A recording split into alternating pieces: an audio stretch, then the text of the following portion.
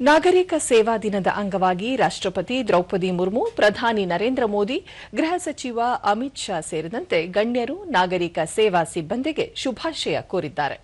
ರಾಷ್ಟ್ರಪತಿ ದ್ರೌಪದಿ ಮುರ್ಮು ತಮ್ಮ ಸಾಮಾಜಿಕ ಜಾಲತಾಣದಲ್ಲಿ ಸ್ಪಂದಿಸುವ ಆಡಳಿತ ಮತ್ತು ಸಾರ್ವಜನಿಕ ಸಂಸ್ಥೆಗಳನ್ನು ಬಲಪಡಿಸುವಲ್ಲಿ ನಾಗರಿಕ ಸೇವಾ ಅಧಿಕಾರಿಗಳ ಬದ್ಧತೆ ಮುಂದುವರಿಯಲಿ, ನೂತನವಾದ ಭವಿಷ್ಯ ಕೇಂದ್ರಿತ ಮತ್ತು ಜನಕೇಂದ್ರಿತ ನೀತಿಗಳ ರಚನೆ ಹಾಗೂ ಅವುಗಳ ಪರಿಣಾಮಕಾರಿ ಅನುಷ್ಠಾನದವರೆಗೆ ನಾಗರಿಕ ಸೇವಾ ಅಧಿಕಾರಿಗಳ ಕಾರ್ಯ ಲಕ್ಷಾಂತರ ಜನರ ಜೀವನದ ಗುಣಮಟ್ಟದ ಮೇಲೆ ಗಮನಾರ್ಹವಾಗಿ ಪರಿಣಾಮ ಬೀರುತ್ತದೆ ಎಂದು ಹೇಳಿದ್ದಾರೆ.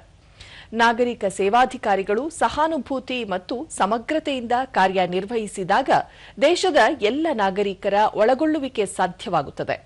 ಹೊಸ ಮಹತ್ವಾಕಾಂಕ್ಷೆಯಿಂದ ಮುನ್ನಡೆಯುತ್ತಿರುವ ದೇಶದಲ್ಲಿ ಪರಸ್ಪರ ಅಂತರವನ್ನು ತೊಡೆದುಹಾಕುವ ಮೂಲಕ ಆಡಳಿತ ಮತ್ತು ನಾಗರಿಕರ ನಡುವೆ ವಿಶ್ವಾಸವನ್ನು ವೃದ್ಧಿಸುತ್ತದೆ ಎಂದು ತಿಳಿಸಿದ್ದಾರೆ.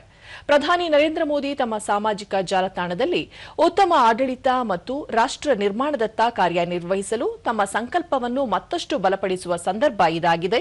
ತಳಮಟ್ಟದಿಂದ ಹಿಡಿದು ನೀತಿ ನಿರೂಪಣೆವರೆಗೆ ನಾಗರಿಕ ಸೇವಕರ ಪ್ರಯತ್ನಗಳು ಅಸಂಖ್ಯಾತ ಜನರನ್ನು ತಲುಪುತ್ತಿವೆ, ಭಾರತದ ಪ್ರಗತಿಗೆ ಕೊಡುಗೆ ನೀಡುತ್ತಿವೆ. ನಮ್ಮ ನಾಗರಿಕ ಸೇವಕರು ಶ್ರೇಷ್ಠತೆ, ಸಹಾನುಭೂತಿ ಮತ್ತು ನಾವೀನ್ಯತೆಯಿಂದ ಸೇವೆ ಸಲ್ಲಿಸುವುದನ್ನು ಮುಂದುವರಿಸಲಿ, ಕರ್ತವ್ಯದ ಅತ್ಯುನ್ನತ ಮಾನದಂಡವನ್ನು ಎತ್ತಿ ಹಿಡಿಯಲಿ ಎಂದು ಹೇಳಿದ್ದಾರೆ. ಅಲ್ಲದೆ ರಾಷ್ಟ್ರ ಸೇವೆಗೆ ಸಂಬಂಧಿಸಿದ ಸಂಸ್ಕೃತ ಸುಭಾಷಿತವೊಂದನ್ನು ಹಂಚಿಕೊಂಡಿದ್ದು, ಅಭಿವೃದ್ಧಿ ಹೊಂದಿದ ಭಾರತ ನಿರ್ಮಾಣಕ್ಕೆ ರಾಷ್ಟ್ರ ಸೇವೆ ಬುನಾದಿಯಾಗಿದೆ. ನಾಗರಿಕ ಸೇವಾ ದಿನದ ಈ ಸಂದರ್ಭದಲ್ಲಿ ತಳಮಟ್ಟದಲ್ಲಿರುವ ವ್ಯಕ್ತಿಗಳನ್ನು ಅಭಿವೃದ್ಧಿಯ ಮುಖ್ಯವಾಹಿನಿಗೆ ತರುವ ಮೂಲಕ ನಾವು ಸದೃಢ, ಸಮೃದ್ಧ ಮತ್ತು ಸಂವೇದನಾಶೀಲ ಭಾರತವನ್ನು ನಿರ್ಮಿಸುವ ಸಂಕಲ್ಪ ಮಾಡೋಣ ಎಂದು ಪ್ರಧಾನಿ ತಿಳಿಸಿದ್ದಾರೆ. ಗೃಹ ಸಚಿವ ಅಮಿತ್ ಶಾ, ನಾಗರಿಕ ಸೇವಾ ಅಧಿಕಾರಿಗಳು ನೀತಿಗಳನ್ನು ಬದ್ಧತೆಯಿಂದ ಜಾರಿಗೊಳಿಸುವುದು, ಆಡಳಿತವನ್ನು ಬಲಪಡಿಸುವುದು, ನಾಗರಿಕರಿಗೆ ಸಮರ್ಪಣೆಯಿಂದ ಸೇವೆ ಸಲ್ಲಿಸುವ ಮೂಲಕ ರಾಷ್ಟ್ರ ನಿರ್ಮಾಣದಲ್ಲಿ ಪ್ರಮುಖ ಪಾತ್ರ ವಹಿಸಿದ್ದಾರೆ.